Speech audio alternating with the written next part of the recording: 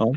Insonni qomati shunaqa egiluvchan narsaki, uni kerak bo'lsa 80 yoshdan tug'ilsa bo'ladi, 20 yoshdan tug'ilsa bo'ladi, 50 yoshdan tug'ilsa bo'ladi. Buni daraxt misoldagi narsa. Tokda ham shunaqa. Tok mana shunda turadi, egiluvchan bo'ladi-da, chunki u o'zini quvvati yo'q. U qaysidir unsurlar hisobiga o'zini tanasini ushlab turadi-da, tok. Tokni xohlasangiz unaqa iloji qilib 8 qilib o'stirishingiz mumkin.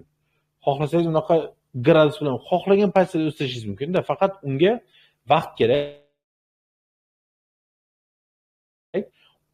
U siz aytgan joyda, siz aytgan pozitsiyada turib beradi tok.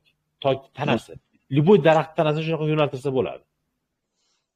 Insonni tanasidagi qomatni ham xuddi shunaqa vaqtlar bilan sekin-sekin mushaklarni tarbiyalab joyiga keltirsa bo'ladi.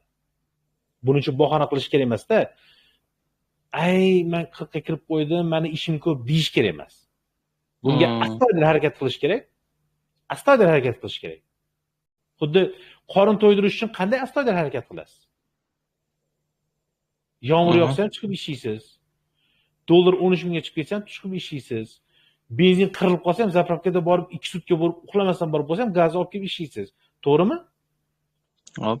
Qomat tug'ilash uchun shunaqa astoydil chin yurakdan harakat qilsangiz, xohlagan qomatni joyiga kelib tug'ilsa bo'ladi. Faqat insonning irodasi, intizomi, tabiati bilan bog'liq, tamom.